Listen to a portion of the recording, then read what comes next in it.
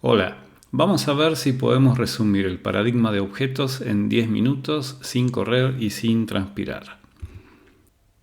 El paradigma de objetos se basa en observar la realidad construida de objetos que se relacionan, cada uno con sus atributos y comportamiento. Lo que quiere decir es que cuando tenemos que resolver un problema, lo observamos la realidad que está incluida dentro del problema y lo que tenemos que percibir son los objetos que están dentro de ese problema interactuando entre ellos. La realidad siempre va a depender del observador. Cuando tenemos que modelar una solución orientada a objetos, lo que tenemos que pensar es en el punto de vista del observador. Por ejemplo, si tenemos esta situación, tenemos una galleta, un vendedor de galletas y una niña que quiere una galleta. El vendedor piensa que es su mercadería y la necesita vender. Sin embargo, la niña piensa en esa galleta como en algo que quiere comer porque le gusta. Entonces, el mismo objeto, dependiendo del punto de vista, representa distintas realidades. Con esto podemos definir un objeto que es una entidad real o imaginaria que representa una parte de la realidad, con atributos y comportamientos que son relevantes para el observador, siempre dentro del problema en el que estamos inmersos. Un objeto tiene atributos que son sus características, tiene un comportamiento que es un conjunto de acciones que ese objeto puede realizar dentro del contexto de ese problema. Acá introducimos el concepto de mensaje, que es un estímulo que recibe un objeto para realizar una acción. O sea que un objeto es capaz de hacer algo solamente a través del envío o de la recepción, mejor dicho, de un mensaje. Encapsulamiento y ocultamiento de la información son dos conceptos que están estrechamente ligados, por eso prefiero definirlos así en conjunto, y consiste en pensar que un objeto es una cápsula opaca que contiene toda su información y su comportamiento dentro, y solo se puede acceder a ellos a través del envío de mensajes. O sea, no puedo llegar a un atributo de un objeto, no puedo verlo, no puedo modificarlo, si no es que existe algún mensaje que permita darlo a conocer o modificarlo. Y ese mensaje lo que va a hacer es activar algún mecanismo, algún programa interno dentro de esa cápsula que permita hacer las acciones que yo necesito. Otro concepto relacionado con objeto es la identidad. Cada objeto es único, tiene una identidad y es distinguible de los demás. Por más que dos objetos se vean iguales, ser igual no significa hacer idéntico. Bien, en resumen, lo que no tenemos que perder de vista que lo que observamos en la realidad son objetos. Todo lo demás, todo lo que viene después, es una tarea de diseño. Y acá introducimos el concepto de clase. Clase es la especificación genérica de un número arbitrario de objetos, o sea, es el molde que nos permite construir objetos. Contiene la descripción completa de los objetos que instanciará. Debemos considerar que el concepto de objeto y de instancia de una clase son o representan la misma cosa. En este caso vemos ahí abajo el dibujito o la foto, mejor dicho, de un cortador de galletitas, que sería el molde o la clase que permite instanciar tantas como yo quiera. Una clase se representa a través de su nombre, sus atributos y sus métodos. Los atributos definen las características del objeto y también son objetos. Por ejemplo, si yo tengo el objeto cuenta y uno de sus atributos es un saldo, ¿el saldo qué es? Es un número, pero a su vez es un objeto también de alguna clase numérica que resulte apropiada para representar ese objeto o ese atributo.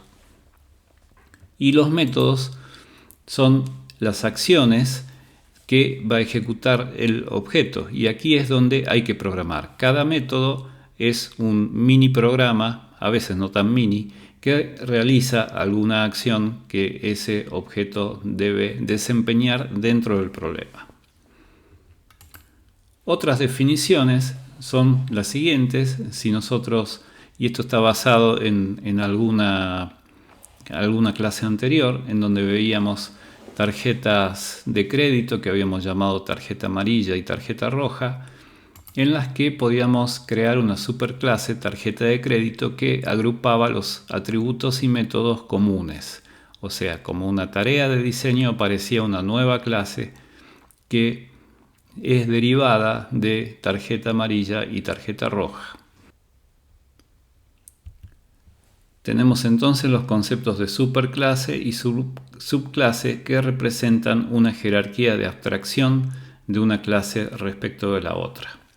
Y también podemos definir los conceptos de herencia y de polimorfismo. Ahora vamos a ver las definiciones. Superclase y subclase establecen la posición relativa de una clase respecto de la otra. O sea, una superclase está por encima jerárquicamente de la subclase, pero eso quiere decir que tiene un nivel de abstracción mayor, o sea, menor nivel de detalles. Ya lo vamos a ver un poquito más claramente. Una clase abstracta es la construida a partir de sus subclases. En este caso, tarjeta de crédito es una clase abstracta. La herencia es la capacidad de una clase de apropiarse de todos los atributos y métodos de sus superclases. Por eso, por más que acá veamos que tarjeta amarilla es una simple clase que tiene un solo atributo y un solo método, en realidad tiene también todos los métodos y atributos de todas las clases que estén jerárquicamente por encima de ella. Así que es mucho más complejo de lo que se ve. El polimorfismo es la habilidad de dos o más objetos de diferentes clases de responder al mismo mensaje, cada uno con su comportamiento particular. Acá vemos el método comprar, que está definido en dos clases, pero puede estar implementado de distinta manera. El enlace dinámico es el que hace que tenga sentido el polimorfismo y es la capacidad de un lenguaje de programación de determinar el tipo de sus variables en tiempo de ejecución. Los lenguajes fuertemente tipados, que son aquellos en donde tengo que declarar todas las variables, no incluyen el enlace dinámico. Nótese que aquí dije variables y tipos de datos y me aparté un poco del lenguaje de objetos, porque el enlace dinámico en realidad es un concepto que se define para cualquier lenguaje de programación, aunque no sea orientado a objetos. Derivaciones de los conceptos de la programación orientada a objetos. Vamos a ver qué ideas podemos concluir a partir de todos estos conceptos.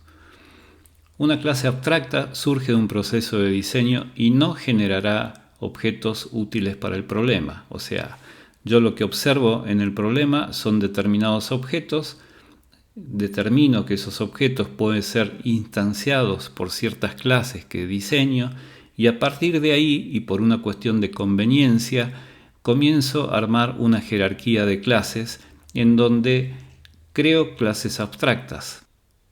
Estas clases no generarían ninguna instancia útil para el problema. Por ejemplo, instanciar la clase tarjeta de crédito dentro del problema no tiene sentido. Se podría hacer, pero no tiene sentido porque no existen las tarjetas de crédito en sí mismos, sino que existe la tarjeta roja y la tarjeta amarilla.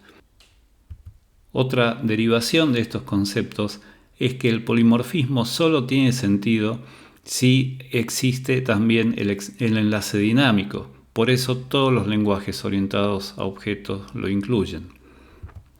Por ejemplo, el mensaje A más B se escribe una sola vez dentro de un programa y se ejecutará el método que corresponda según las clases de A y B. O sea, A y B se van a sumar independientemente de cualquier clase a la que pertenezcan.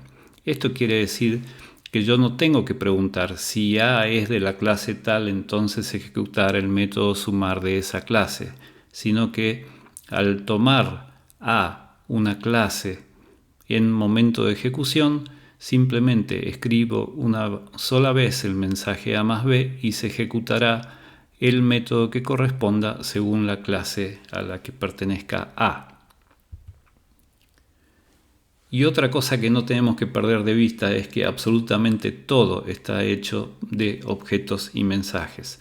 Si yo veo esta expresión simple como C igual a A más B, que todos entendemos en cualquier lenguaje de programación, lo tenemos que interpretar en este caso como que el objeto C recibe el mensaje igual con el argumento A más B, que a su vez está compuesto del mensaje sumar enviado al objeto A con el argumento B. O sea, las cosas que van a ocurrir cuando yo ejecute C igual a A más B van a depender de las clases de C, A y B, y aquí en esta expresión tengo incluidos dos mensajes, un mensaje de asignación y un mensaje de suma. Por último, podemos concluir que el paradigma de objetos está basado en muy pocos conceptos y sobre todo está basado en una forma natural de pensar. A partir de esa forma natural de pensar, de observar la realidad a través de objetos, podemos modelarlos empleando este puñadito de conceptos que acabamos de ver. Espero verlos en próximos videos. Gracias.